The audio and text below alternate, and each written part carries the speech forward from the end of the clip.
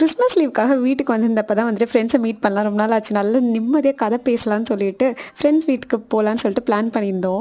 நாங்க போறோம்ன்னு சொல்லிட்டு எங்களுக்காக ஸ்பெஷலா வந்து சிக்கன்லாம் செஞ்சிருந்தாங்க. அப்படியே போயிட்டு நல்லா ஐஸ்கிரீமு, கேக்குன்னு சொல்லிட்டு எல்லாமே நல்லா சாப்பிட்டுட்டு போய் பெட்ல வச்சுட்டு உட்காந்துட்டு கதை கதையா பேசி, அவ்ளோ நிம்மதியா இருந்துச்சு எல்லாம் பேசுறப்போ.